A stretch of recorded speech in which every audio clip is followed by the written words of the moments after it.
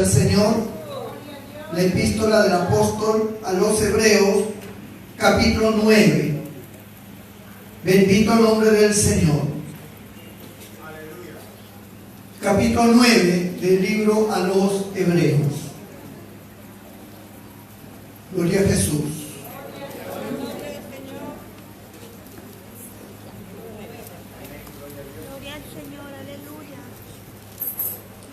Si alguno no tiene Biblia, hermano, allá afuera venden. Ahí venden Biblia. Cómprese una Biblia. Si usted es convertido, usted tiene que tener una Biblia.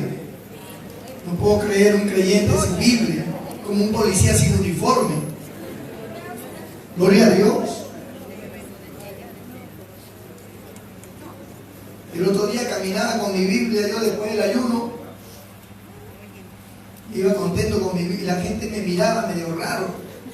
Me miraban a mí, miraban en la Biblia. ¿Quién será? Nuevo profeta.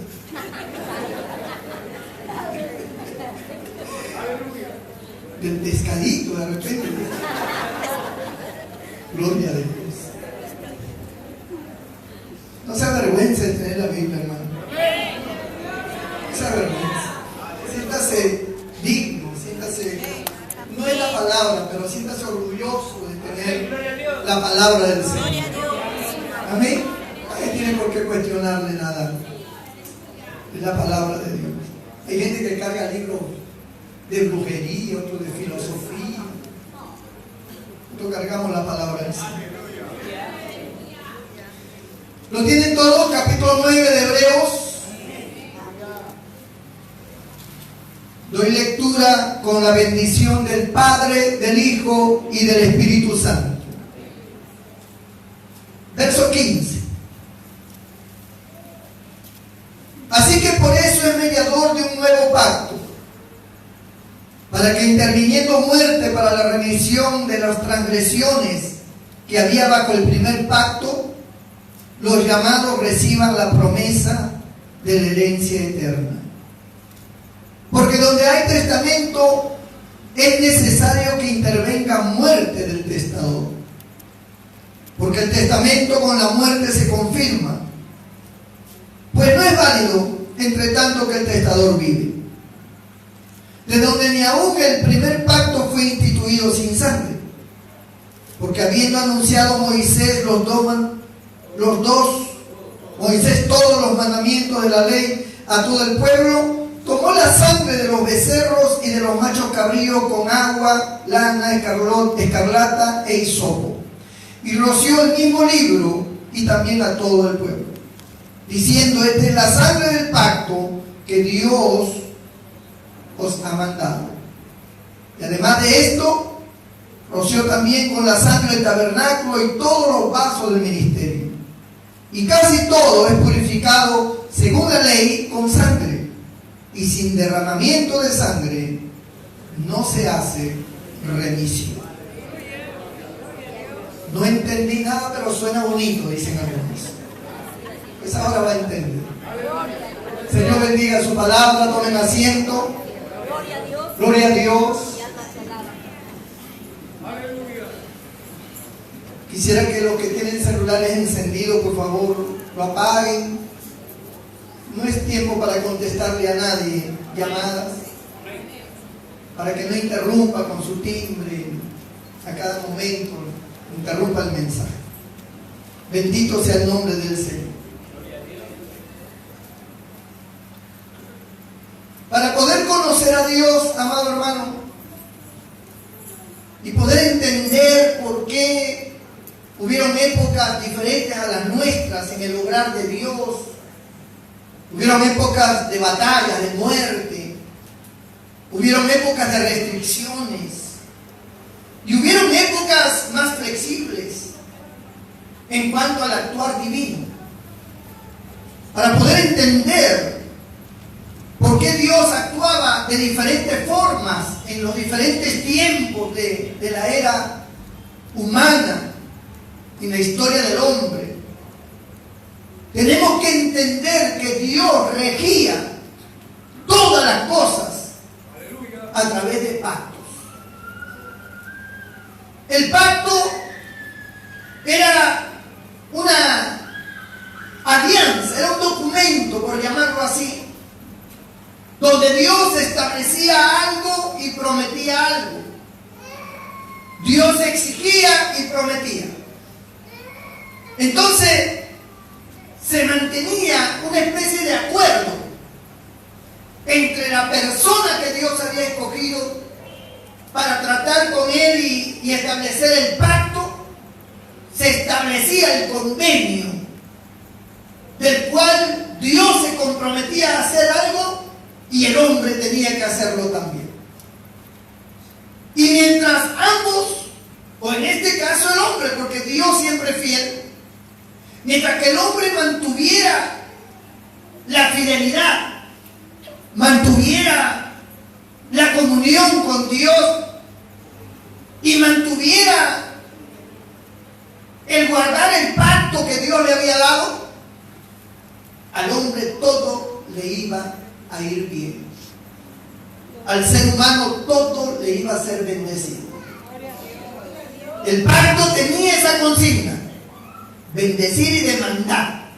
Si el hombre violaba el pacto, si no se sujetaban a esa ordenanza, a esa alianza, a ese acuerdo, entonces Dios tenía toda la capacidad y la autoridad para romper ese acuerdo, para violar, no violar, sino para establecer un nuevo pacto o destruir aquello que había pactado. Y de esa manera empezaba otra historia, otro camino, con otros personajes, con otra gente. La Biblia habla que cuando Dios creó al hombre, hizo un pacto con él. Era un pacto muy sencillo. De todo lo que hay en el huerto podéis comer, mas del árbol que está en medio del huerto no comeréis de él, porque el día que de él comiereis, ciertamente moriréis. Ese fue un pacto, fue un acuerdo. Dios le dijo al hombre: ustedes tienen un paraíso que yo les he dado. Ustedes pueden disfrutar de todo lo que hay aquí en el paraíso. Hay cosas que yo les voy a demandar, y es que ustedes tienen que trabajar acá en el paraíso. Ustedes tienen que multiplicarse, llenar la tierra. Ustedes tienen que ponerle nombre a todos los animales. Ustedes no pueden comer del fruto que les estoy impidiendo. Esas fueron las reglas. Dios lo estableció así. En ese periodo, algunos le llaman dispensación, en ese pacto, era la época o la dispensación de la inocencia. El hombre vivía en una total inocencia. No había maldad en él. No había conocimiento del pecado. No existía el pecado. La vida para ellos era eterna, porque no había muerte, no había envejecimiento, no había nada. Así que Dios establece para ellos cosas buenas, como el trabajo, la capacidad de desarrollarse, de ser Señor sobre todos los animales terrestres, acuáticos, volátiles. Y todas esas bendiciones Dios se las había otorgado, con la única prohibición de no comer del fruto de aquel árbol, que era el árbol de la ciencia del bien y del mal. Esa dispensación de la inocencia. La inocencia, hermano, es como cuando un niño, nace un niño, tiene 1 año, 2 años, ese niño no sabe lo que es la maldad. Ese niño no tiene pensamientos malos. Ese niño no tiene deseos como lo tienen los adultos. Los niños son totalmente o están totalmente en un estado de inocencia. Se rompe la inocencia en la medida que ellos entran ya al discernimiento de lo bueno y de lo malo. Cuando empiezan a aprender cosas que despiertan sus sentidos. Mientras tanto, sus sentidos no están despiertos. Así era Adán y Eva. Sus sentidos solamente funcionaban para el bien, mas no para el mal. No conocían el mal. Ese pacto fue violentado cuando el hombre comió del fruto dado por su mujer que había comido primero. Se rompe el pacto, el acuerdo. Una de las amenazas en el pacto era de que si comían iban a morir. La muerte iba a aparecer en ellos. Y la muerte tiene varias cosas. Tiene, en primer lugar, la muerte espiritual, que es la separación de Dios con el hombre. El hombre se separa de Dios o Dios se separa del hombre, por cuanto el pecado genera esa separación. El pecado produce la muerte. Muerte significa separación. Así que hay una muerte espiritual. La muerte espiritual es la separación del hombre con Dios. Ese vínculo divino con el hombre que le hacía sentir la santidad, que le hacía gozar, amén, de todas las cosas nobles y buenas de Dios, se cortan. Y automáticamente el hombre entra en un enfriamiento espiritual, porque eso es lo que produce la muerte, un enfriamiento, así como cuando uno muere físicamente, el cuerpo se enfría, ¿verdad? Y se pone tieso. Así es espiritualmente. La persona se enfría espiritualmente y todos sus valores que son fortalecidos y sustentados por la presencia de Dios, todos esos valores morales, todos esos valores espirituales, en el momento del pecado, esos valores decaen porque el hombre se enfría espiritualmente.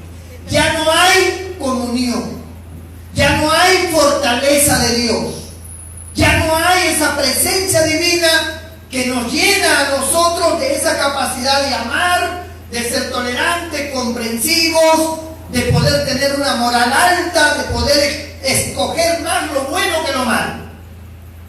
Desaparece esa sustancia, ese sustento espiritual.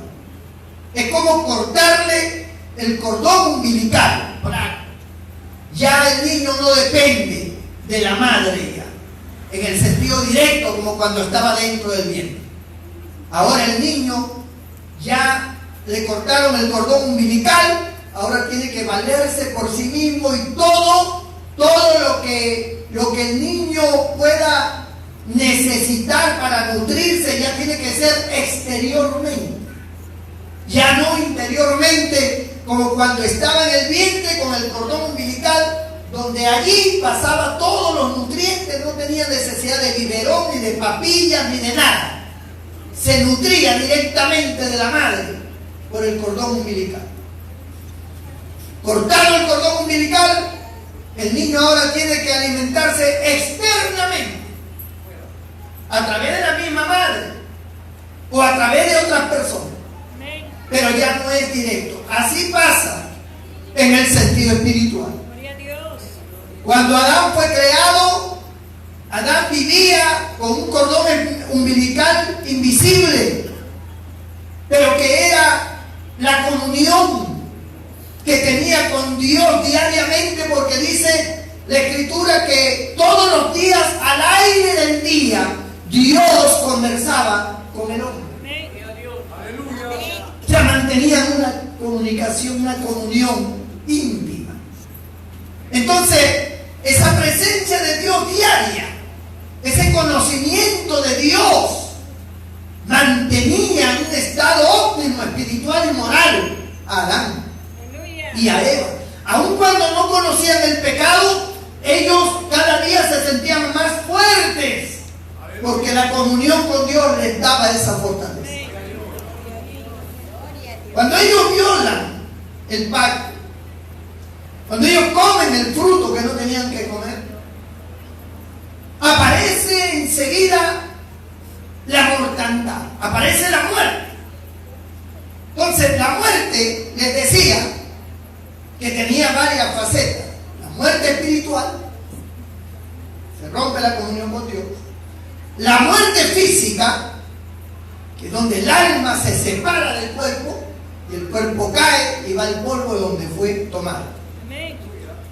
Pero también la muerte trae como consecuencia la degeneración del cuerpo.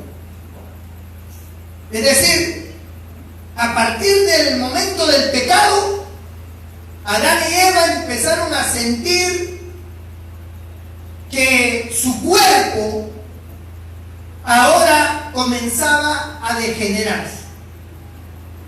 Toda la fortaleza física, toda la fuerza que ellos tenían, comenzó a pasar el tiempo y sintieron que ese vigor, esa fuerza comenzaba a menguar.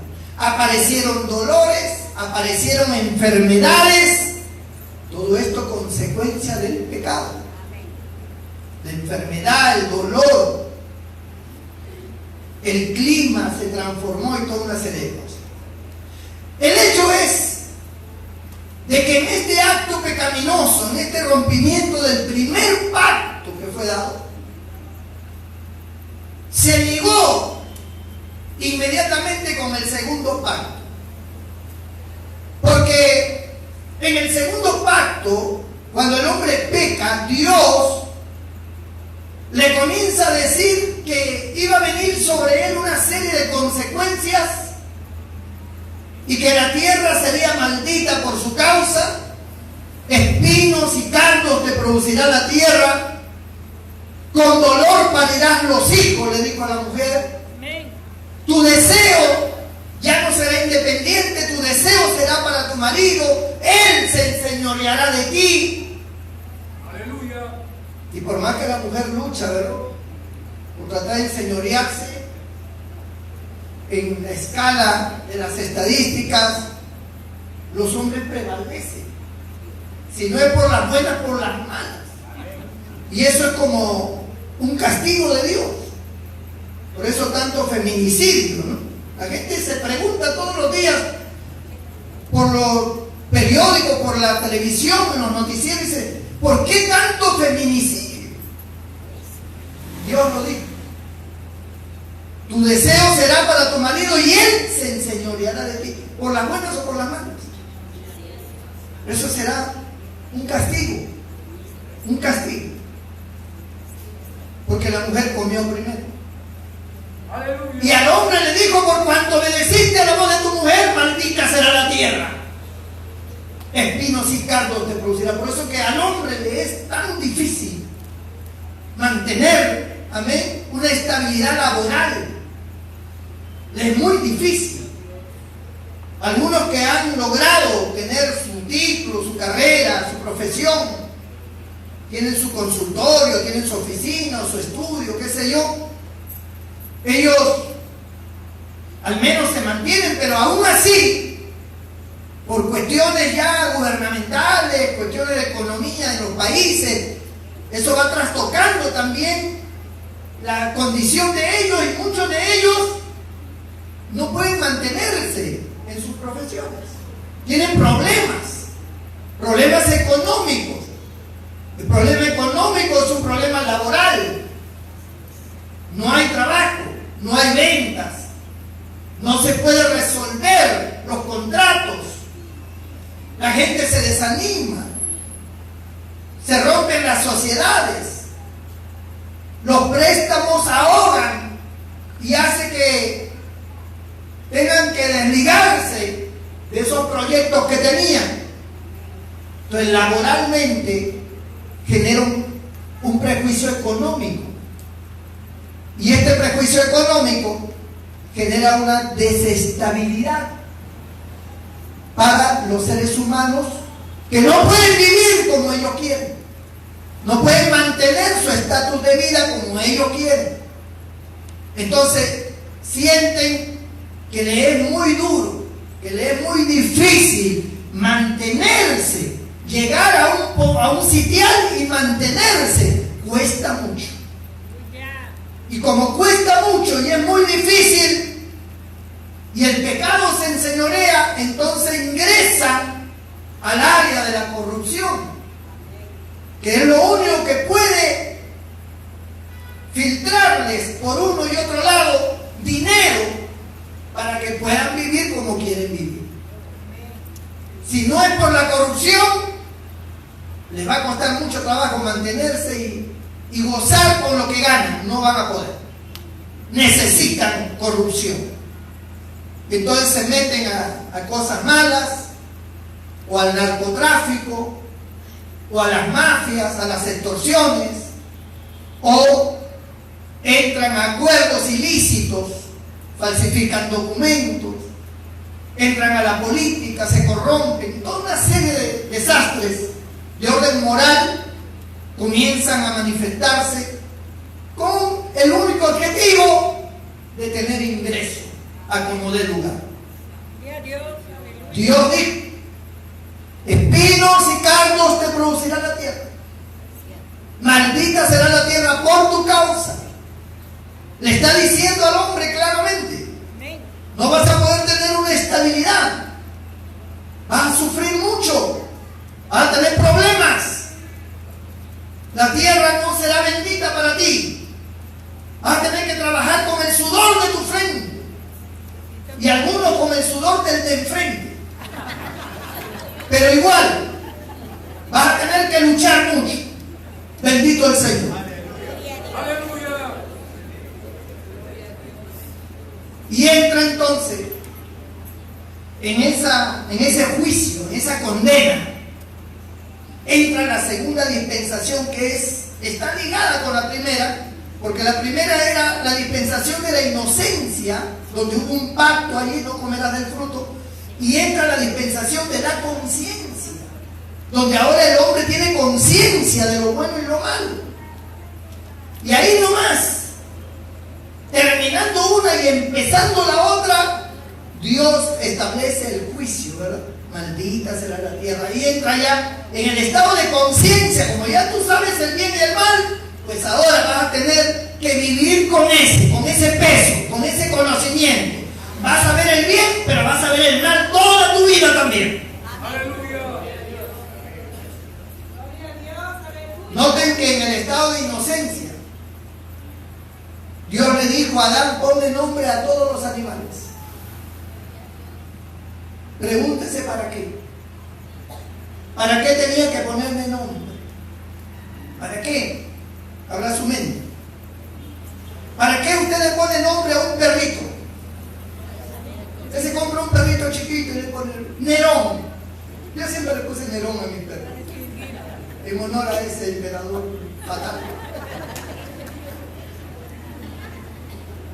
¿Por qué le pone Nerón? ¿Para qué? Para llamar. Dice Nerón, el perro viene pero como fue. No. ¿Para qué le puso Adán nombre a los animales? Para llamarlos por su nombre, para que vengan, para que le obedezcan.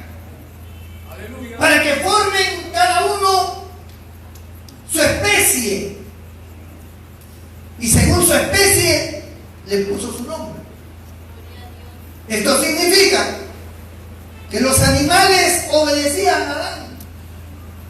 Los animales, en ese estado de inocencia en que vivía Adán, los animales también estaban en un estado de, todos estaban en un estado de inocencia, de pureza. Todos los animales colaboraban con Adán. Él no tenía tractores, pero tenía rinocerontes. ¿Ah? Él no tenía grúas, pero tenía las jirafas, tenía los elefantes, son animales fuertísimos. Usted no sabe que la trompa de un elefante puede voltear un camión como si nada. Esa trompa tiene una fuerza extraordinaria. Mete la trompa así, ¡pum! ¡Brum! Voltea el camión. Un camión que pesa, hermano, toneladas. Con la trompa, el elefante cuando está airado, trae internet para que lo vea. Un elefante airado viene contra los carros, contra los camiones, con su trompa los voltea. Una fuerza de columna. Rinoceronte, todas estas cualidades de los animales estaban al servicio del ser humano. Y eso que no les quiero romper la cabeza diciéndole que para mí los animales hablaban. No lo vamos a dejar ahí. Y no voy a decir, uy, ya se alocó. Que los animales hablaban, pero dejémoslo ahí. No vamos a entrar ahí. Otro día entraremos. Siga viniendo al culto. Pero estaban al servicio del hombre. Estaban al servicio del hombre. Cuando viene el estado de conciencia, la dispensación de la conciencia, que hay un nuevo pacto, y ahí ya voy a llegar qué pacto era. Cuando se produce el descontrol, donde la tierra es maldita, donde el clima que había, porque recuerden, ellos vivían desnudos y no se avergonzaban, y también el clima era agradable. No había un clima de frío ni de excesivo calor, era un clima primaveral, maravilloso, hermoso. De día y de noche ese clima se mantenía fresco, suavecito. Aleluya. Pero cuando ellos pecan, se alteran los climas. Aparecen las estaciones. Se comienzan a manifestar las estaciones. Verano, otoño, invierno, primavera. Y se producen los cambios climáticos. Además, cuando ellos pecan, se comienzan a entenebrecer todo. Las nubes negras aparecieron. Tal vez hasta llovía, tal vez relámpago.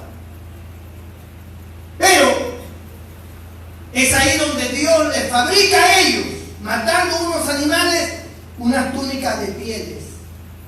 ¿Para qué? Por causa del clima, por causa del frío. Cambió el clima, necesitaban abrigarse.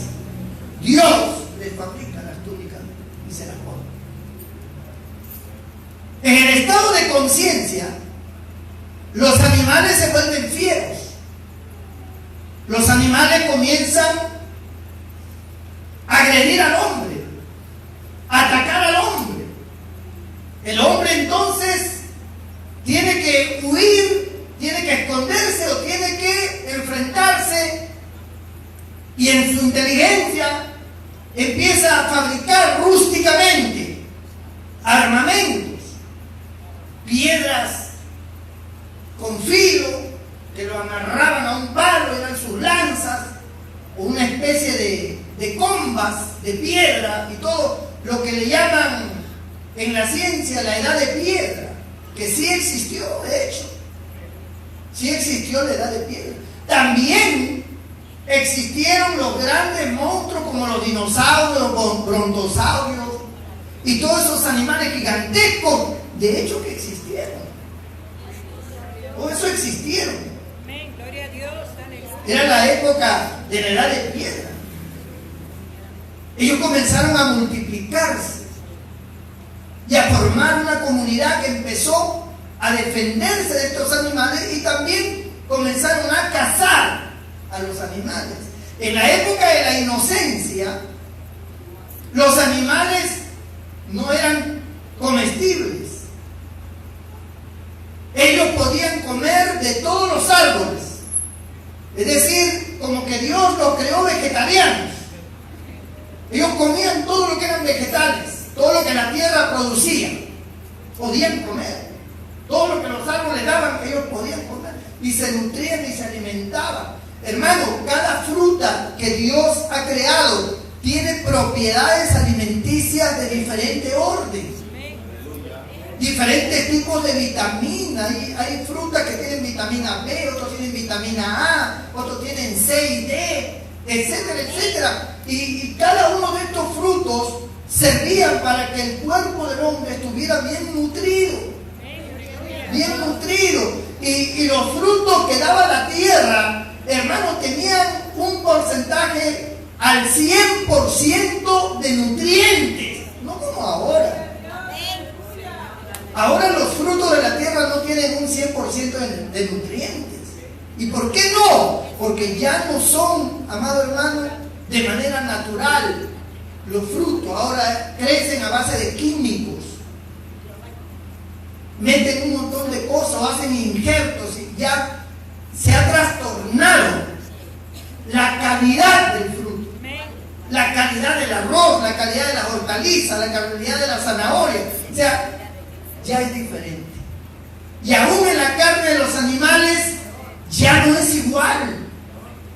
Ahora un pollito así chiquito le meten agua y sale un animalazo. Y eso lo cuelgan ahí, eso es tremendo pollo. Pollo chiquito nomás. Todavía no está desarrollado, todavía no tiene los nutrientes, todo está por medio de químicos. Por eso que hoy tantas enfermedades. Por eso que hoy la gente come bastante y están anémicos. La gente tiene un color no agradable. Sus rostros están así medio pálidos, medio amarillentos, con un poquito de verde. Sí, hermano. Deje de comer un día para que vean cómo se pone su rostro. La muerte avanza con más fuerza, avanzó con tanta fuerza que Dios tuvo que detener el estado de mortandad, porque la gente comenzó a morir a los 40 años. Entonces Dios dijo: no, el hombre va a vivir hasta los 70 años y lo más fuerte hasta los 80. Será el promedio de vida del hombre a partir de que Dios puso esa norma. Y por eso es que usted puede darse cuenta que la mayoría de personas, la mayoría, que no mueren por enfermedad, sino que mueren por vejez, a los 70 años ya están con sus maletas hechas. Con la disculpa de hermanos que tienen 69, 70. Al final todos nos vamos a ir. Ya 69 años ya lista la maleta. 70 años ya están ya en el paradero. 80 ya, pues, más de 80, ya, dale gracias a Dios. Ya alargado la vida.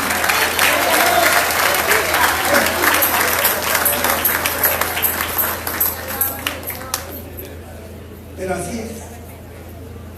El pecado trajo todo eso. Ahora, en el estado de conciencia, en esa dispensación, Dios hace un pacto.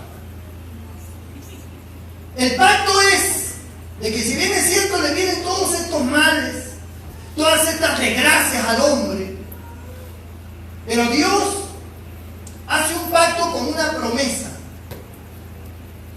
y le dice al hombre: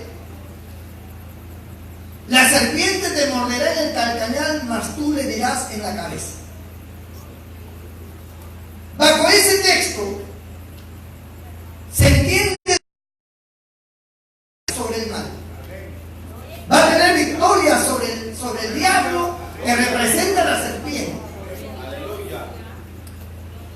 Esa victoria anuncia un Salvador. Anuncia que va a haber alguien que te va a liberar. Mientras tanto, mientras que venga ese Salvador, tú tienes que afrontar las consecuencias del pecado y enfrentarte a todos los males habidos y por haber. Y luchar contra él. Y siempre, siempre, hermano, en cualquier circunstancia de la vida del ser humano, los hombres que bajo sus circunstancias adversas buscaron a Dios fueron bendecidos. En medio del desastre, en medio de las consecuencias malas, en medio de que no eran dignos, que eran culpables, pero bastaba que uno reconociera a Dios y era bendecida esa persona. O sea, Dios no podía contener su misericordia. Cuando veía a uno que se postraba ante él y le clamaba, él no podía contener. Y aunque él decía, espinos y cardos te producirá la tierra, y maldita será por tu causa, y ahora vendrá la muerte, las enfermedades, y ahora podrás ser tragado por un león, o qué sé yo. En medio de todo eso, cuando alguien se postraba, Dios se conmovía y lo bendecía y lo protegía. ¡Gloria a Dios! Lo protegía.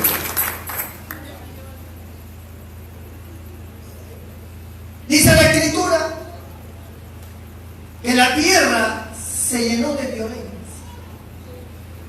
Todos los descendientes de Adán y de Eva comenzaron a entregarse al mal. Caín mató a su hermano Abel. Luego apareció la descendencia de Caín, una descendencia maldita, una descendencia, hermano, con un corazón malo, perverso. De ahí nace Lamec, el primer polígamo, el hombre que dijo, yo quiero tener 2 mujeres. Y ahí apareció este hombre con 2 mujeres. Y hablaba a voz en cuello que él era 7 veces más terrible que Caín. O sea, la descendencia de Caín fue terrible. Nació un hijo de Adán llamado Set. Los hombres comenzaron a invocar el nombre de Dios, pero los setitas, los descendientes de Set, se contaminaron con los cainitas y se corrompieron. Los cainitas pudieron más. Sus mujeres, su estilo de vida, contagió, corrompió a los setitas, que eran un remanente que servía a Dios. Cuando estos dos ya se corrompieron y todos se hicieron uno solo, la tierra se llenó de violencia. Empezó la pelea, empezó el odio, empezó la ley del más fuerte. ¿Quién predominaba más? Esto que estoy hablando es historia pura de la Biblia. Entonces, ante esta situación, el odio se acrecienta y por ende la violencia crece. Donde hay odio hay violencia. Y dice en Génesis capítulo 6 que vio Dios que todo designio del pensamiento del corazón de los hombres era de continuo solamente el mal. Vio Dios. O sea, cuando la Biblia habla de que Dios ve hacia la tierra, es cuando la tierra ha llegado ya a un clímax que, hermano, ha llegado a su máxime de maldad. Es como cuando Dios vio Sodoma y Gomorra. Es porque ya habían llegado ya a un tope de maldad tal que ya no había remedio. Ya no había remedio. Esa gente se había sodomizado, estaban en prácticas terribles, ya se entregaron incluso a violar niños, a volverlos homosexuales a los niños. O sea, ese espíritu siempre ha existido. O sea, lo que está ocurriendo hoy, eso no es algo que por primera vez surge. ¿Cómo está la maldad? No, eso ya había ocurrido antes. Eso ya había ocurrido antes y por eso Dios destruye las ciudades de Sodoma y Gomorra. Cuando Dios ve, cuando la Biblia dice que Dios ve hacia la tierra, es porque ya llegó a un clímax, a una situación ya irreversible. De la maldad ya tomó el control total. Porque mientras hayan hombres de bien, todavía somos la sal de la tierra, la luz del mundo. ¡Gloria a Dios! Así que, ¿qué sucedió?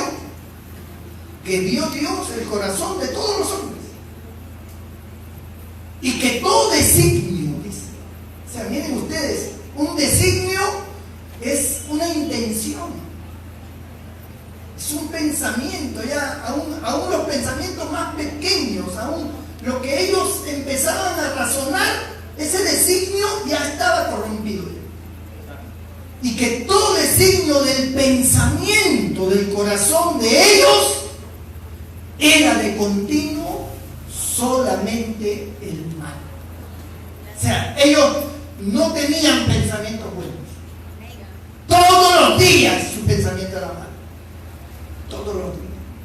Si es el pecador todos los días piensa mal. Ya no tiene pensamiento de reflexión, ya no tiene pensamientos nobles, ya no se retracta, dice, uy, estuve mal, no, estoy mal, tengo que cambiar. No tiene ese pensamiento. Su pensamiento es mal, es maldad. En cualquier área en que se mueva. Así estaba todo el mundo de aquel entonces. La gente se había multiplicado, había muchos millones, y todo su designio de pensamiento era el mal. ¿Qué hace Dios? Raeré de sobre la faz de la tierra todo ser viviente, de los hombres hasta los animales, todo. Destruiré todo. Enviaré un diluvio. Porque no soporto la maldad de los hombres. Es como que Dios sentía asco ante tanto pecado, ante tanta maldad, ante tanta muerte, hermano, de gente que moría apuñalada, se mataban entre ellos como fieras salvajes. No había sensibilidad, no había nada. Eran ¿cómo le llaman? Los sicarios de ese tiempo. Se volvieron sicarios todos. Mataban por cualquier cosa, mataban.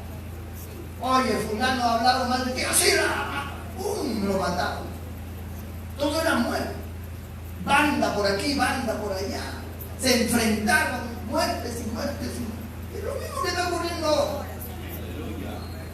Entonces, Dios dice, voy a reír, no aguanto, no soporto esa maldad, voy a enviar el diluvio, arraso con todos y se acaba. Pero dice que dentro de todas las personas que él miró, hubo uno que agradó a Dios, que fue Noé. Noé fue agradable a los ojos de Dios. La Biblia dice, con Dios caminó Noé. Bendito el nombre del Señor.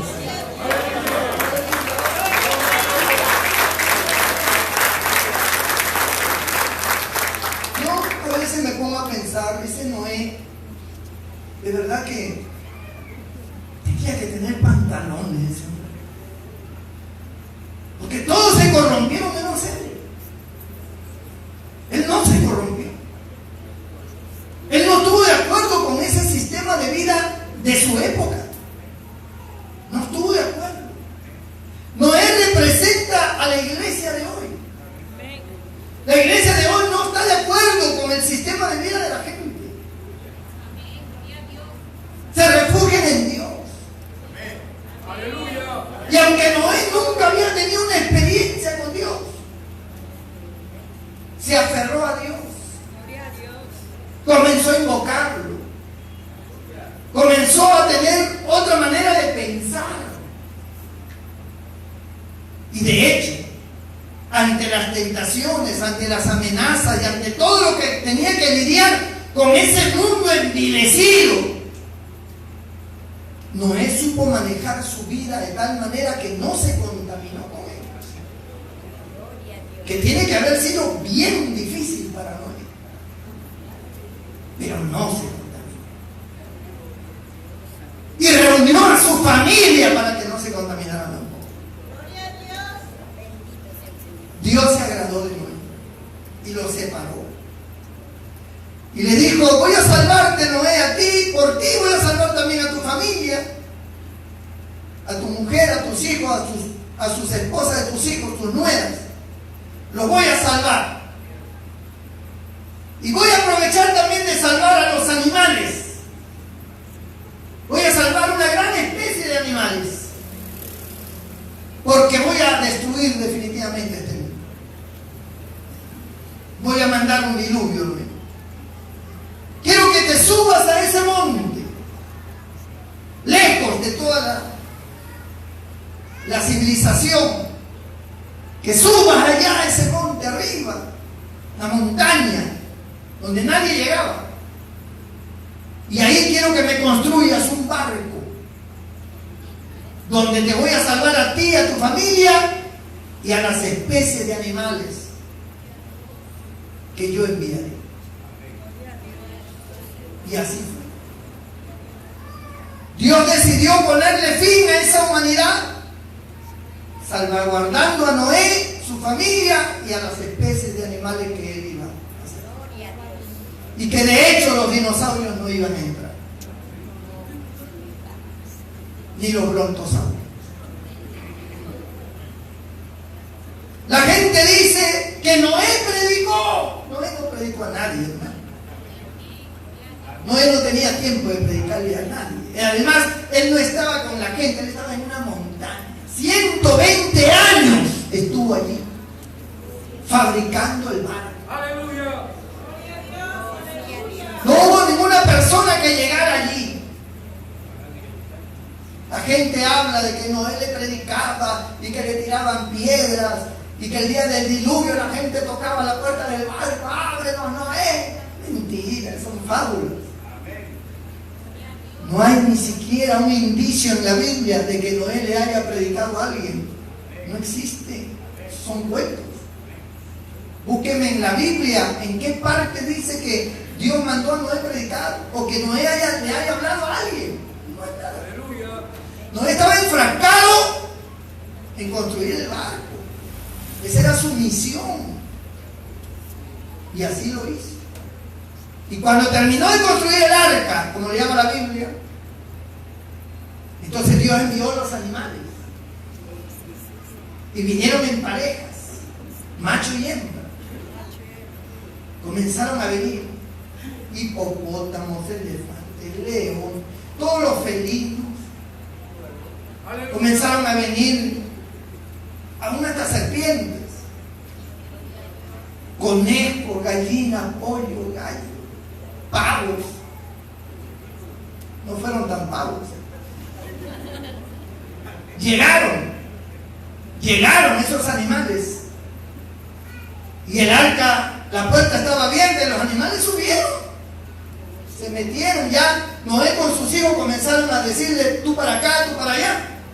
Porque los compartimientos de esa arca eran varios compartimientos, hermano. Era como un edificio. Era bien amplio, bien grande.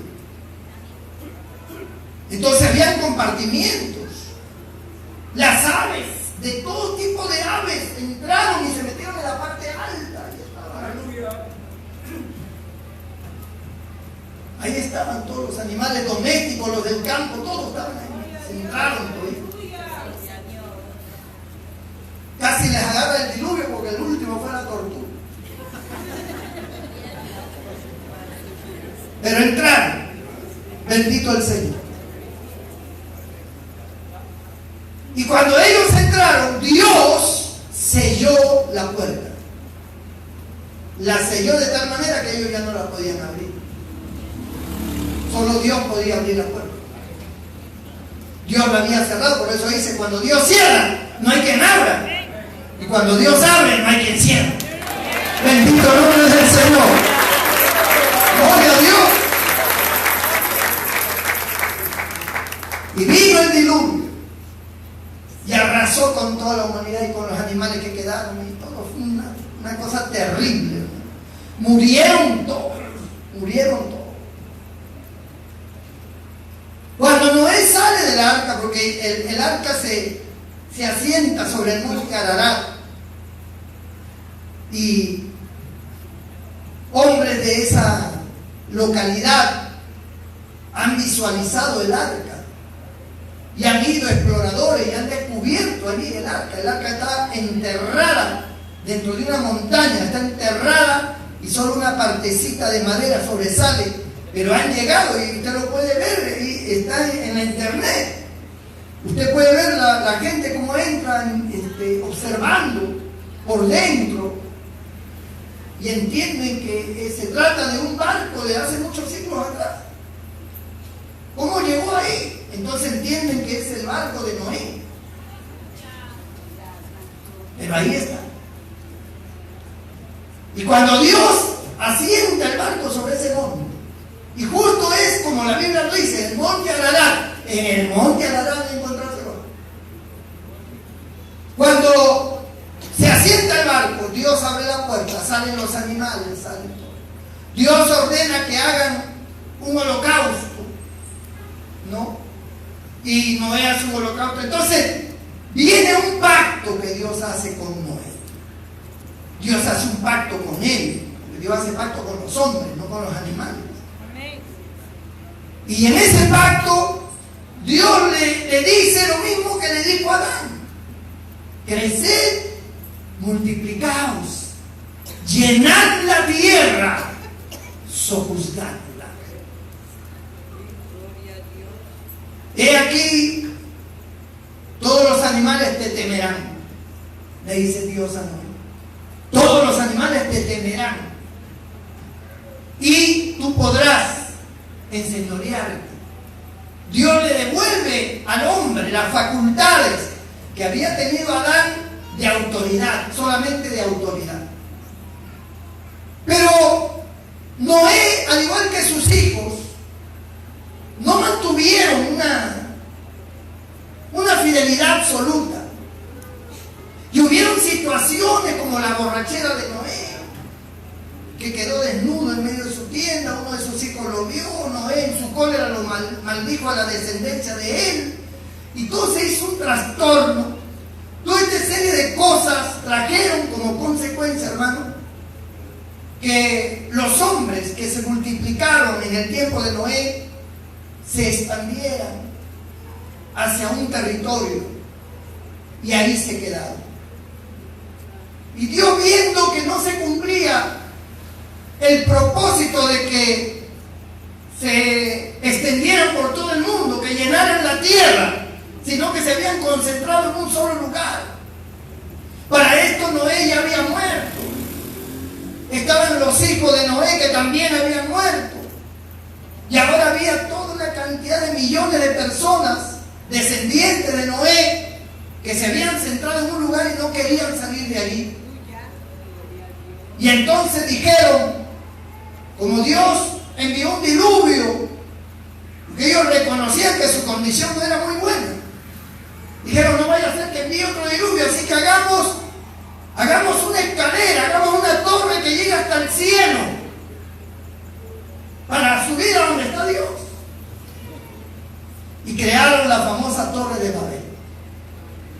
Toda la humanidad de ese tiempo tenía un solo lenguaje, todos estaban concentrados en un solo lugar, y Dios se desagrada de esto. Y como Noé, ya lo que Dios le había dicho a Noé no se cumplió, el pacto con Noé se rompió. Y entonces cada vez que se rompía un pacto, terminaba una dispensación y siempre terminaba con juicio. Siempre. Toda dispensación ha terminado con juicio. Así que la dispensación de Noé hasta la Torre de Babel, en que Dios se desagrada, Dios dice, descendamos y confundamos el lenguaje de ellos. Y comenzó Dios a darle un lenguaje diferente a cada uno. Y es donde empieza la era de los idiomas, donde cada cantidad de gente hablaba un idioma diferente al otro.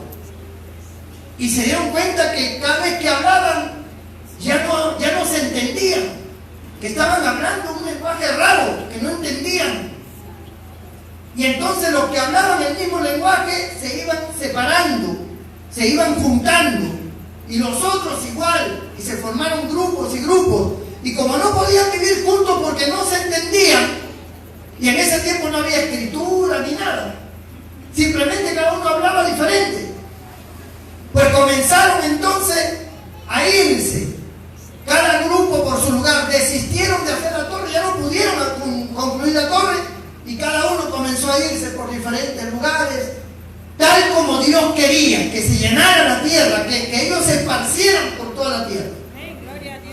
Y por causa de que cada uno hablaba un solo lenguaje y no se entendía con el otro, buscaron territorios donde ellos pudieran vivir aparte, porque no se entendían. Lo intentaron, no podían entenderse. No hay cosa más fea que esa, hermano. Si alguna vez alguno de ustedes ha llegado a Estados Unidos y no sabe inglés, usted no sabe lo horrible que se siente. La primera vez que yo fui a Estados Unidos no sabía nada de inglés. Ahora ya sé un poco al menos. Pero en ese tiempo yo no sabía nada. No sabía nada. Y eché gasolina al carro. Y cuando fui a pagar, ya una colaza ahí. La mujer me preguntaba en inglés que en cuál de los grifos había estacionado el carro, que en qué número, para poder cobrar. Y yo no le entendía. No le entendía. Y yo simplemente le señalaba para allá, para donde estaba el carro, pero ella decía, ¿en dónde? ¿En qué número? Me decía, ¿no? What number? Y yo no le entendía. Y la gente atrás. Disculpe, ¿alguien habla inglés? ¿Alguien habla español? Le decía. ¿Alguien habla español? Para que traduzca. Nadie hablaba español. Había uno que tenía cara de inca, de hablar. Sí, tenía cara. Y le digo, ¿hablas español, hermano? No, nothing Spanish. Pero no hablas nada, no understand. No entiendo lo que me dicen. No se entiende si tú eres paisano. Pero bueno, era paisano de allá. Y usted no sabe lo feo que es eso. Al final, no sé cómo, había un carro que ocultaba el auto mío y cuando ese carro se va, digo, ese que está ahí, le señalo, me le acerco a la señorita, ese que está ahí. Y ella viene, y era el número 7. Oh, ya. Estaba molesta la americana. Y en ese momento, hermano, le cuento esto para que vean cómo pasan las cosas. A veces Dios, en medio de las situaciones, nunca lo deja uno en vergüenza. Porque en ese momento que ella me está dando el vuelto, habían hecho como un arbolito así de latas de durazno, que también vendían ahí. Habían hecho, y pasa un muchacho y tumba todo las latas. Y la mujer me da el vuelto molesta, me lo da así, lo da el vuelto así, y comienzo a levantarle yo de nuevo todas las latas que estaban tumbadas. Y ella me decía, como diciendo, deja ahí. No le entendía. Y yo la miraba y decía, no entiendo.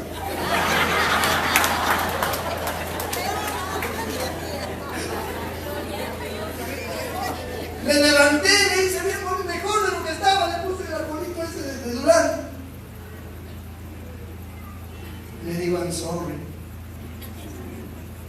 I don't understand English. I am pastor. Le digo, discúlpeme, yo no entiendo el inglés, yo soy pastor from Perú, del Perú. God bless you. Dios te bendiga, le digo. Era lo mío que sabía. Y ella me mira y cambia su cara ya. Se empezó a sonreír. Y dice, no problem. Thank you, Andrew, por lo que yo había hecho. Y me fui, nunca más volví a ese cliente. Es horrible. Y esta gente de la Torre de Babel tienen que haber estado así. No se entendía. No podían entenderse. Cada uno se diseminó por su lugar. Cada uno por su sitio. Como que usted llega a Alemania y le hablan en alemán. Entonces, este hecho terminó en juicio porque Dios les da diferentes lenguajes. Y desisten de hacer la torre y cada uno va por diferentes lugares. Y en esa acción de peregrinaje por diferentes lugares, hay un grupo que llega a un lugar llamado Taré. Y es ahí donde nace Abraham. Abraham nace en ese lugar. Y Dios llama a Abraham. Porque Dios quería hacer un pacto. Dios es un Dios de pactos, de acuerdos. Dios no quiere que la gente camine así nomás, como ovejas descarriadas. Él necesita hacer un pacto para regular a la gente, para establecerlos, para indicarle lo que deben y no deben hacer. Y Dios llama a Abraham y le dice: deja tu tierra, tu parentela, y ve a la tierra que yo te mostraré. Abraham obedece. Y Abraham, Dios le habla a Abraham en el camino y le dice: Abraham, yo haré de tu descendencia una gran nación. Este es el pacto que yo voy a hacer contigo. Haré una gran nación de tu descendencia. Tú tendrás un hijo. Y él se reía porque su mujer no podía tener hijos. Pero cuando Dios está en el asunto, hermano, no hay nada que impida. Usted nunca se desanime por lo que no puede. Y dice: pastor, pero yo no puedo esto, yo no puedo lo otro, yo no sirvo para esto. No digas eso, que con Dios todo puede. Bendito el nombre del Señor. Que ya tengo 80 con mi madre. No te preocupes. Dios puede hacer que dure hasta los 150 si quiere. Dios, cuando Dios está, ya no hay nada que hacer. Así que Dios le dice a Abraham: de tu descendencia haré una gran nación. Sanó a Sara, la mujer de Abraham, que no podía tener hijos. Le dio el hijo. Sara se rió también porque su esposo ya era anciano. Dice: mi esposo ya no funciona, Señor. Yo voy a hacer que funcione. Así que no te preocupes si no funciona. Hay un Dios que te hace funcionar. No, que la próstata, olvídate. Pero Dios dice: haré una gran nación. Mira hacia el cielo, Abraham. Mira las estrellas, trata de contarlas. No puedo, son incontables. Así será tu descendencia, incontable. Mira la arena del mar, cuéntalas. No puedo contarlas, así serán incontables. Bendito el nombre del Señor. Pero ¿cómo así?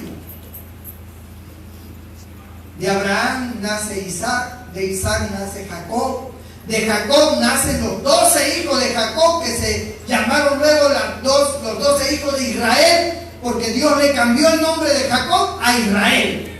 No será más tu nombre Jacob, que significa usurpador, mas tu nombre será Israel, príncipe de Jehová. Y todos sus hijos ya no eran hijos de Jacob, eran hijos de Israel. Se formaron por tribus que se multiplicaban rápido, hermano. En ese tiempo no había que planificación familiar, que condones, que la píldora del día siguiente, no había nada de eso. O sea, que gente tenía como conejo, tenía hijos. Además, la idea en la cultura de ese tiempo era que el que más hijos tenía, más honrado era, más reconocido era. Si un hombre tenía 20 hijos, lo reconocían como un gran hombre. Ahora usted tiene más que uno. 2 cobras justa, porque no sé qué pasó, pero salió el otro. Por eso que están ahora en este problema de la unión civil, pues. Tienen uno nomás, 2 hijos nomás, ten cuidado, no te me vayas a ir al otro lado. Pero en ese tiempo los que tenían muchos hijos, por eso dice la Biblia: bienaventurado el varón que llena su casa de hijos. Dice: no podrá hacerle frente a sus enemigos. Porque ahí están todos los hijos. Salen unos manganzones. ¿Qué pasa con mi papá? Bueno, déjenme. Ricardo, Juan, Pepe. Sale todo.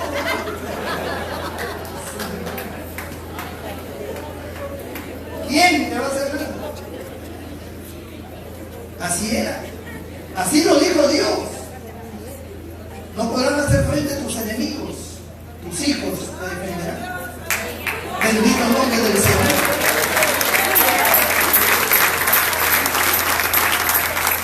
Pero mi papá entendió mal y solamente le salían puras mujeres.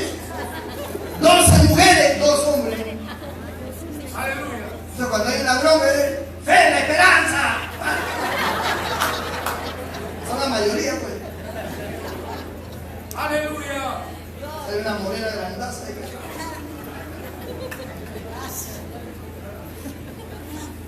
Dios, hermanos, hizo un nuevo pacto con Abraham.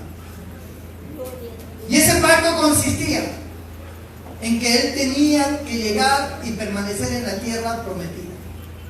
Él y su descendencia. Abraham nunca fue dueño de nada en la tierra prometida. Él llegó, pero nunca fue dueño de nada. Él solamente compró un terrenito para enterrar a su esposa Sara porque había muerto estando allá, y compró un terrenito para enterrarlo. Después murió él y le enterraron junto a su mujer, sus hijos. Pero sus hijos no prevalecieron en ese pacto de quedarse ahí, sino que comenzaron a irse para otros lugares, y entre ellos pues estaba Jacob, que se había ido también con Labán, su tío, y ahí se casó, tuvo hijos, al final tuvo problemas porque Dios permitió los problemas. A veces nosotros creemos que los problemas son una maldición y a veces es una bendición. A veces los problemas vienen para que tú salgas del lugar donde estás. Como no quieres salir, pues ahora te voy a fregar la vida hasta que salgas. Así es. Hay gente que no se quiere mover de su sitio. Jacob no se quería mover, pero Dios levantó a Labán, a sus hijos, todo contra él. Lo querían hasta matar. Ya no le quedó otra que agarrar sus mujeres, agarrar sus hijos, sus criados, sus ovejas, irse. Y se fue. Y llegaron a un río donde él mandó cruzar a todos, y venía su hermano Esaú que lo quería matar. Al final le hago rápido la historia porque no es el tema así.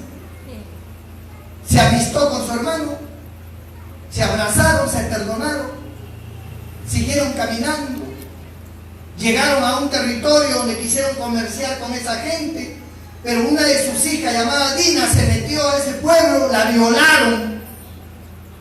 El hijo del príncipe, del caudillo de ese pueblo, la violó. Sus hermanos se enteraron la deshonra que había causado. El príncipe vino con su papá donde Jacob a decirle: mira, Jacob, yo sé que mi hijo ha hecho mal, nunca debió haber actuado así, pero él tiene buenas intenciones, quiere casarse, él se ha enamorado de tu hija, quiere casarse, ¿por qué no nos hacemos familia? Tú podrás quedarte en este territorio ya como familia, como dueño, puedes comerciar con nosotros, con los otros pueblos, y ya no hay ningún problema. Jacob acepta, pero los hijos de él, los hermanos de Dina, no querían, estaban llenos de odio, querían matar al muchacho. Entonces los hijos dicen: papá, nosotros aceptamos siempre y cuando todos los varones se circunciden. Si todos se circuncidan, nos hacemos familia. Y bueno, como el muchacho quería a la mujer, habló con su padre y dijo: está bien, todos se circuncidan. Y todos se circuncidaron. Con una piedra afiló, porque no había cuchillos ahí.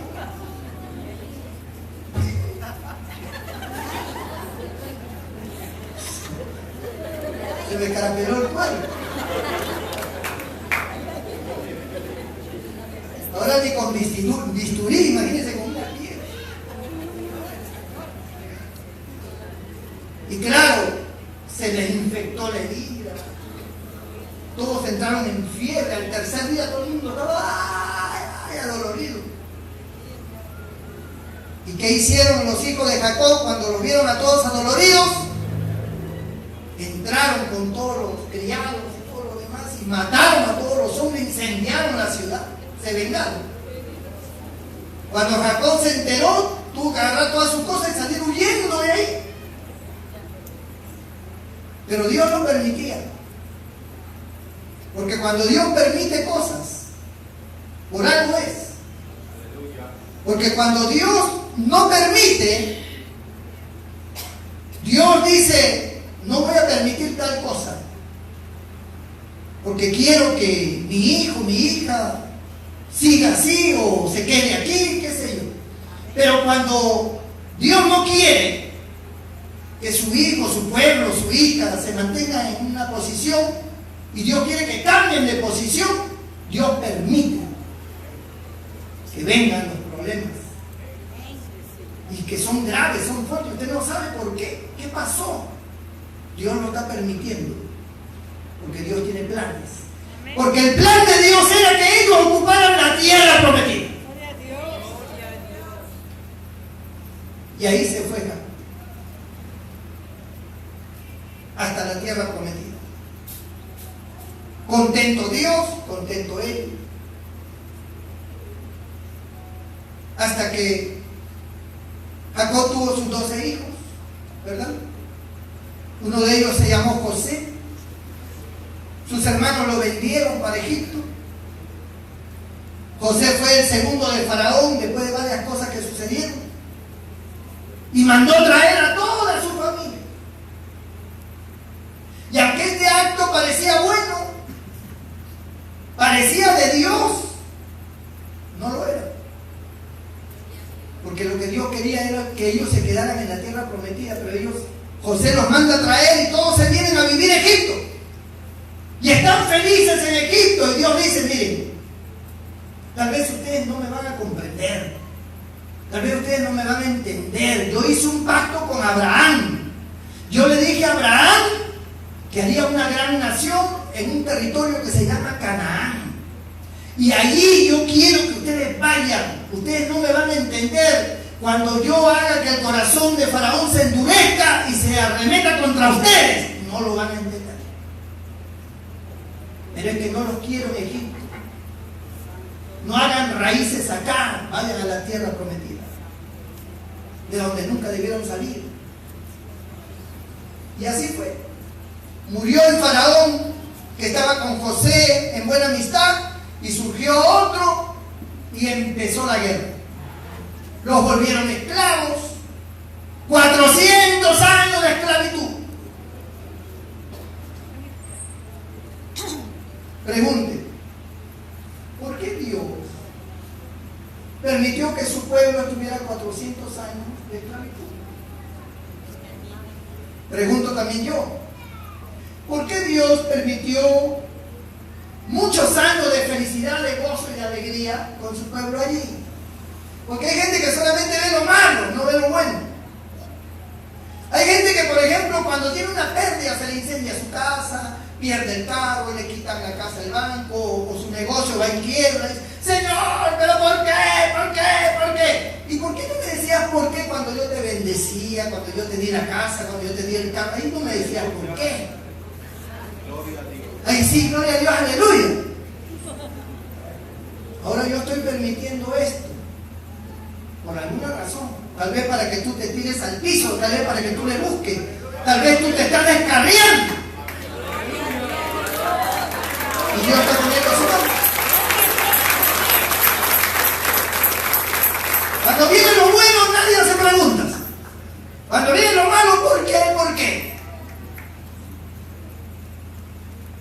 Cuando ellos estaban gozando de las bendiciones porque José era el segundo de Faraón, ellos gozaban, tenían dinero, tenían todo, se divertían. Pero Dios no quería que estuvieran ahí, a la tierra prometida. Así que no había forma de que ellos entendieran eso.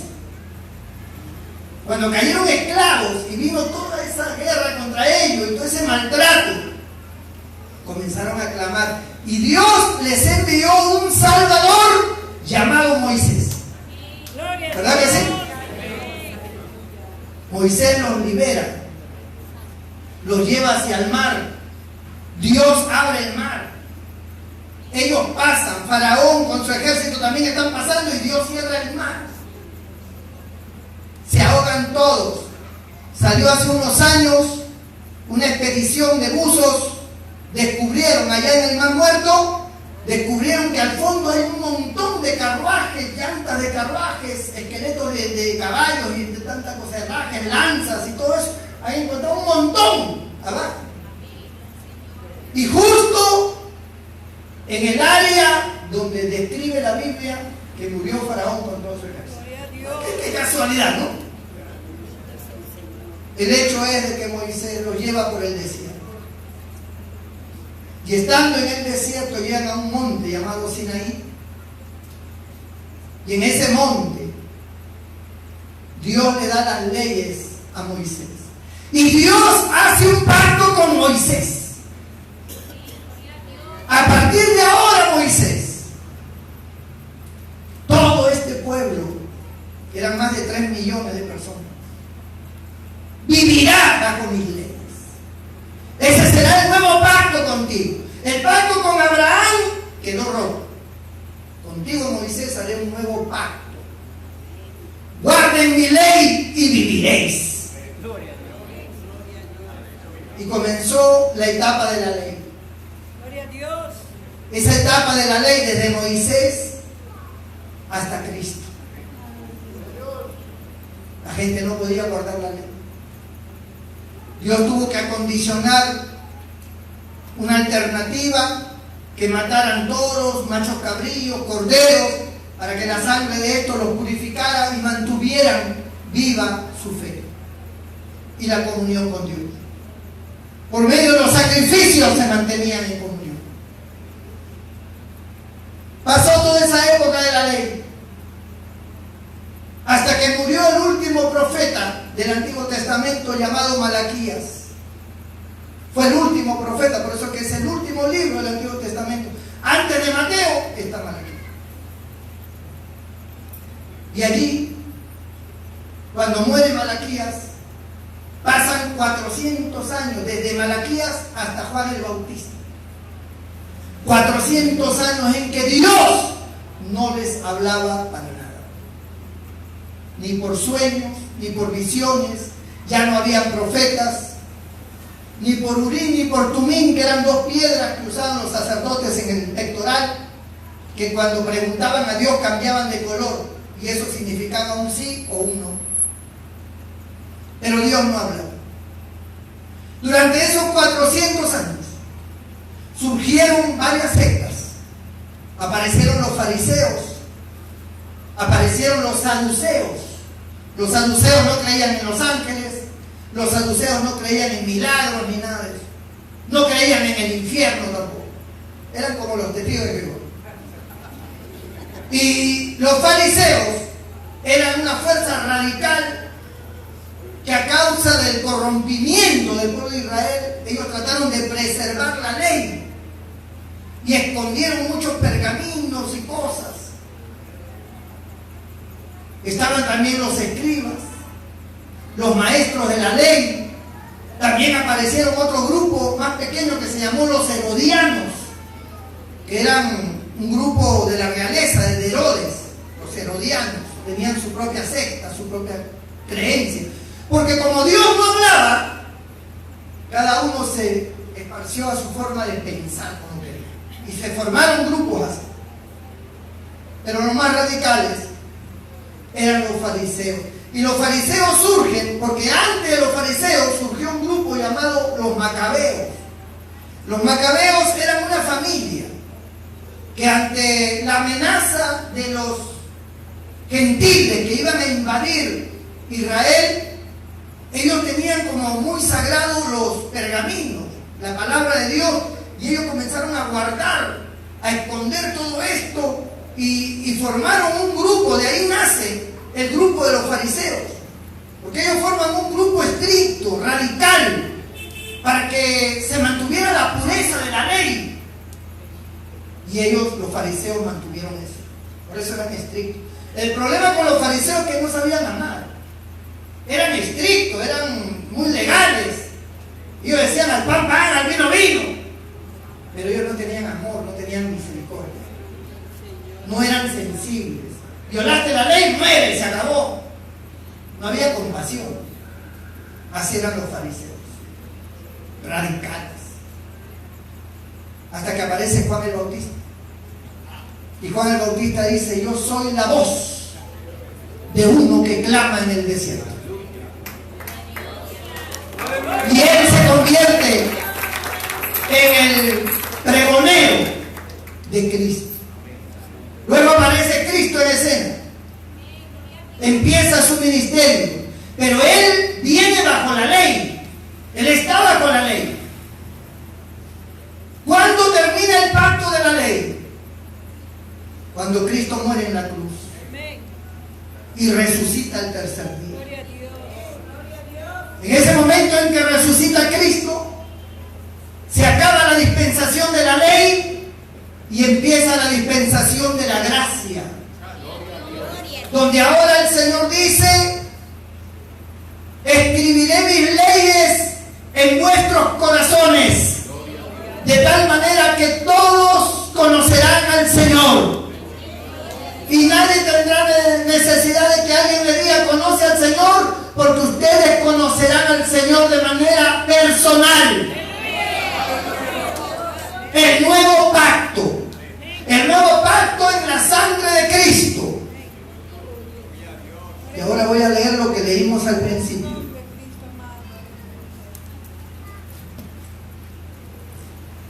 Hebreos capítulo 9, verso 15.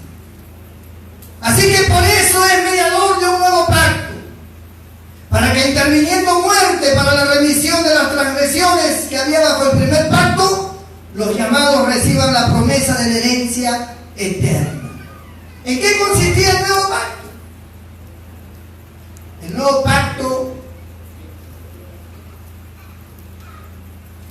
era de un beneficio para la humanidad increíble.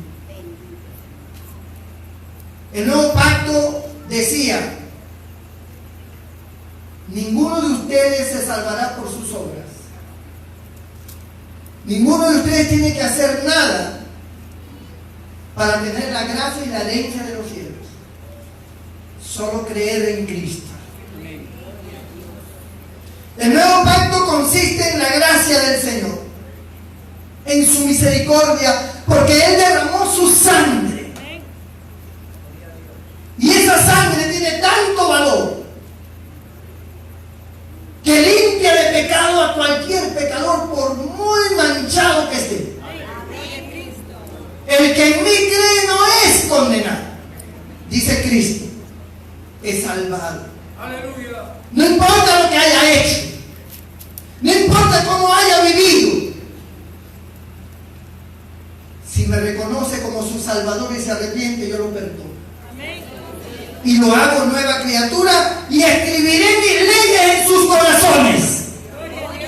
Tendrá una experiencia personal conmigo. No necesitará la ley, no necesitará que nadie le diga lo que tiene que hacer, porque en su corazón estaré yo. Bendito el nombre del Señor. Es el nuevo pacto en mi sangre. Esa gracia no solamente te salva, te hace heredero y coheredero de todas las riquezas celestiales. Todo lo que el Señor tiene en el cielo es de nosotros. Todo. Por eso dice: pedid y recibid. Llamad y se os abrirá. Porque todo el que pide se le da y al que llama se le abre. ¿No? Está diciendo que nomás tú tienes que tocar el cielo y te tienen que abrir la puerta porque tú eres hijo. Nomás tú tienes que pedir y te tienen que dar porque tú eres hijo. Cuando tu hijo viene a ti, tú estás cocinando y dices: mamá, tengo hambre. ¿Tienes hambre, hijito? A ver, ¿un plátano? No me gusta. Manzana, ya pues. ¿O quieres mango? También hay jugo. Hay un pedacito de torta que quedó. Ya, o sea, es hijo. Al hijo se le da todo. Es merecedor de todo. El hijo viene y dice: mamá, ¿me puedo comer esta mazamorra? Cómetela, hijo. Es hijo. No es un extraño. A un extraño tú no le das nada. Sí que desea. ¿Es sabido que tiene una mazamorra o no? Sepa mi hija. Gloria a Dios. No tengo, ven más tarde. Hubo una mujer que le decía a su esposo: hay un mendigo afuera que me está pidiendo comida, le voy a dar. Dale mismo que me has dado a mí para que no vuelva nunca más. No, esos son casos. Pero le digo, los hijos son herederos de todo. Usted envejece, construyó su casa, no importa si es de un piso, 2, 5, 10 pisos. Tuvo un negocio, qué sé yo. Usted ya está viejo. Usted siente que ya las enfermedades están que le vienen encima y usted está con eso de que de repente me voy a morir. ¿Cuánto tiempo me quedará? Mira sobre el ojo. Tengo que dejarla. ¿A quién le dejo esta casa? Tengo que repartírsela a mis hijos. Usted está pensando en sus hijos. Usted no dice, siento que me voy a morir, no sé a quién le dejaré el carro. Hay un fulano que yo lo veo que para en las esquinas, a él se lo voy a dejar. No. Usted no piensa así, usted dice mi hijo. Su hijo tal vez no es muy bueno, pero es su hijo. O llama, oye hijo, ¿sabes qué? Yo de repente no voy a durar mucho. Sí, papá, ya te veo, ya que si te vas a ir a Gloriado, porque yo necesito el carro. Te voy a dejar esto, te voy a dejar este carro, mira, tú vas a ser el que vas a estar al frente. No permitas que tu madre se case con el negro ese. Son cosas de cada uno. Porque hay gente que se va a morir y está preocupado con quién se va a quedar su mujer. Preocúpate por la salvación de tu alma. Bendito sea el Señor. Busca el perdón de tus pecados. Que se quede tu mujer con quien quiera. El marido que se quede con quien quiera. Y va para el cielo. Así que la gracia, esa dispensación de la gracia, es puro amor. Es pura bendición. Es herencia. Somos hijos. Pedid y se os dará. Pide. Cristo le dijo a sus discípulos, hasta ahora nada habéis pedido en mi nombre. Pedid y recibiréis, para que vuestro gozo sea cumplido. Gran amigo me responde.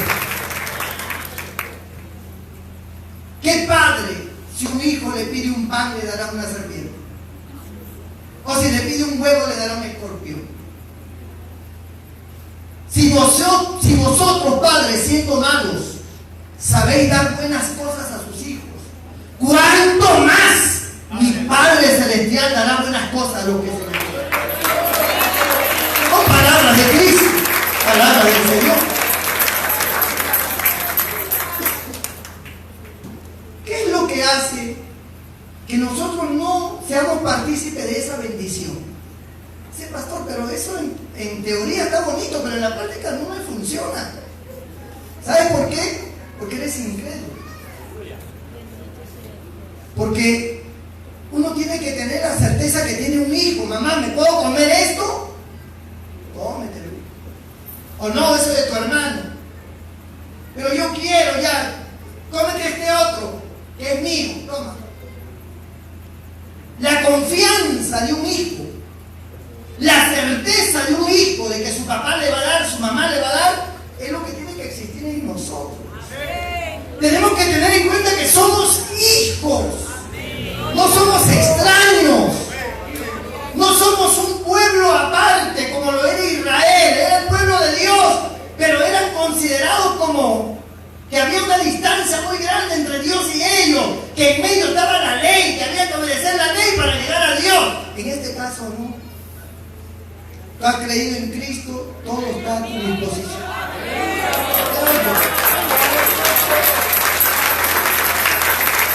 Es la falta de fe. Por eso el Señor le decía a sus discípulos, ¿hasta cuándo estaré con vosotros, hombres de poca fe? ¿Hasta cuándo? Y te lo dice ahora, ¿hasta cuándo estaré contigo? Mujer, hombre de poca fe. Te paras quejando, te paras renegando, estás en incertidumbre, ya no sabes si venir o no venir, le echan la culpa a todo el mundo, que Dios dónde está, que a mí no me ha dado nada, y estás con toda esa serie de quejas y de reclamos, y nunca te has comportado como un hijo. El hijo pródigo llegó todo desbaratado, pecador y todo. Despilfarró los bienes con rameras. ¿Qué hizo el padre? Lo trató como que. El hijo quería que lo tratara como un extraño. El hijo dijo: Padre, he pecado contra el cielo y contra ti. No soy digno de ser llamado tu hijo. Hazme como uno de tus obreros, uno de tus jornaleros. O sea, trátame como un extraño, aunque seas un trabajador tuyo. Yo ya no soy tu hijo, yo lo he perdido todo. ¿Y qué hizo el padre? Lo abrazó primeramente, lo estrechó fuertemente, y luego, cuando lo vio feo, traigan un vestido limpio para él, pongan calzado en sus pies, un anillo en su dedo, porque él sigue siendo mi hijo. Maten el becerro gordo y hagamos fiesta, porque mi hijo estuvo muerto y ha revivido, estuvo perdido y ha sido hallado. Era su hijo. Nosotros somos hijos de Dios. Es la gracia. Es la gracia. A ti te engañan cuando te dicen: tú eres un pecador. Y tal vez has hecho algo mal.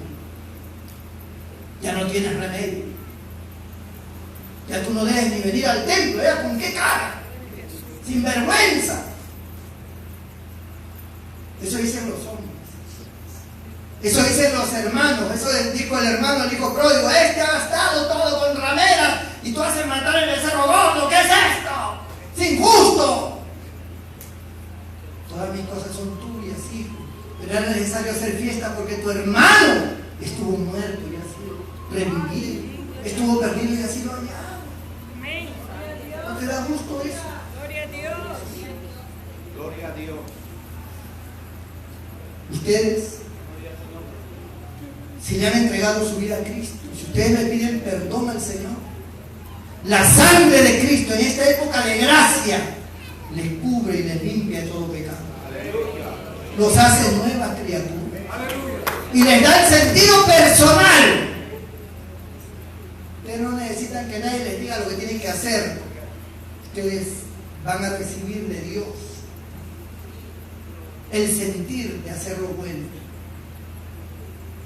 y la palabra en los templos les va a ayudar.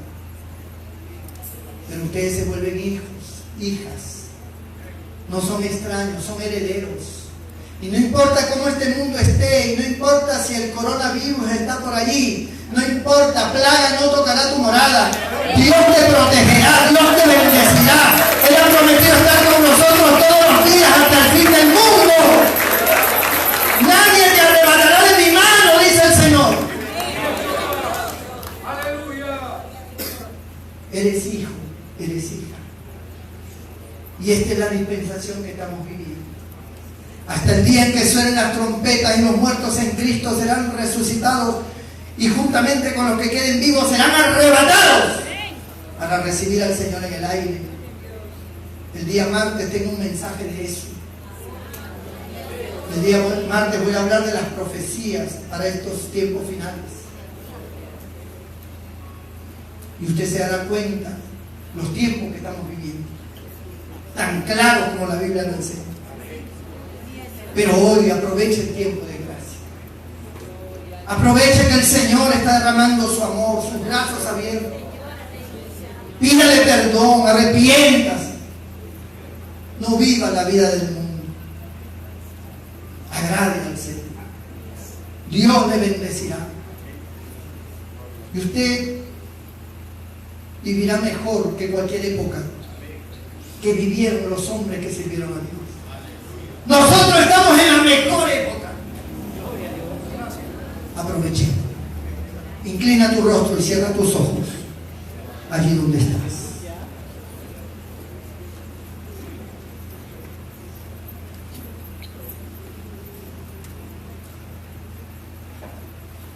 Yo quiero orar por ti. Quiero pedir a Dios por ti. Tal vez haya alguien, de repente un creyente que se ha descarriado, una creyente que a lo mejor no está firme. De repente alguien que por primera vez ha venido a este templo y al escuchar la palabra de Dios, se da cuenta que tiene la gran oportunidad de ser salvo, sin tener ningún mérito, sin hacer ninguna obra, simplemente creer en Cristo. Yo quiero orar por ti. Si hay alguna vida que dice, pastor, ore por mí, yo quiero entregarle mi vida a Cristo, yo quiero que el Señor me perdone mis pecados, quiero reconciliarme con Él. Lo único que tienes que hacer es levantar tu mano derecha ahí donde estás y haré una oración por ti. Dios te bendiga, Dios te bendiga, Dios te bendiga, Dios te bendiga, Dios bendiga. Muchas manos se levantan. Dios te bendiga. Todo el que levantó su mano, póngase de pie ahí donde está, por favor, en su sitio. Allí donde está, cierra tus ojos. Inclina tu rostro. Yo quiero orar por ti. Quiero pedir a Dios por ti. No salgas sin la bendición de Dios. No salgas sin la gracia de Dios. Con tus ojos cerrados, dile al Señor, Señor, perdóname todos mis pecados. Reconozco que estoy lejos de ti. Señor, santifícame con tu presencia.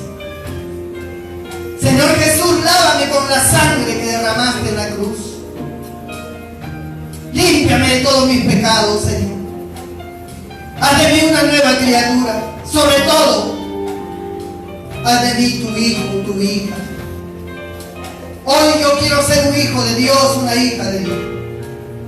Hoy yo te entrego mi vida para siempre. Guía mis pasos, guía mi corazón, guía mi vida. Haz que cada día, Señor, yo sepa lo que tenga que hacer. Quiero amarte, quiero servirte, quiero hacer tu voluntad. Te entrego mi corazón, Señor Jesús. Ven a mi vida en esta hora. Díselo con tus propias palabras mientras oramos por ti. Toda la iglesia se pone de pie. Vamos a orar por estas vidas sinceras. Vamos a pedirle a Dios con todo nuestro corazón.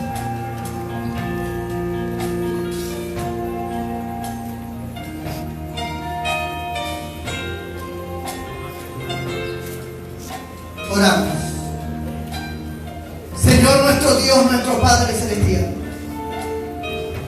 cada hombre y cada mujer que ha levantado su mano, hoy se convierten en tus hijos, porque tu palabra dice que todo aquel que a ti viene, tú no le echas fuera. Tu palabra dice que aquel que reconoce a Cristo como su Señor y Salvador, tú lo conviertes en hijo de Dios, en hija de Dios. Y todas estas vidas han levantado sus manos, porque ellos quieren ser parte de tu bendición, porque ellos quieren gozar de la vida eterna, porque ellos reconocen a Jesucristo como el único Salvador y el único Señor en nuestras vidas. Señor, obra en ellos ahora, que tu presencia venga sobre ellos, que toda influencia del mal, que toda obra de las tinieblas quede desbaratada, que se rompa toda cadena, atadura del diablo, de los demonios que han estado arrastrando sus vidas hacia lo malo. Señor, libértalos ahora, santifícalos, haz de ellos nuevas criaturas. Que tu presencia y tu bendición sea con ellos, Señor, en el nombre de Jesús.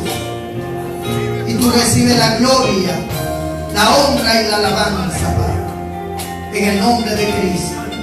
Amén y amén. ¿Cuánto le dan un fuerte aplauso al Señor? ¡Aleluya!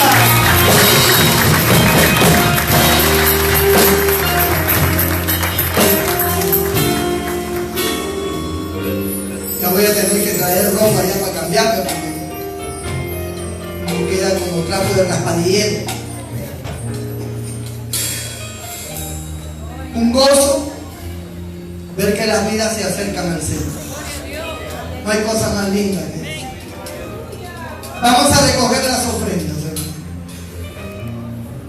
Y vamos a recoger una ofrenda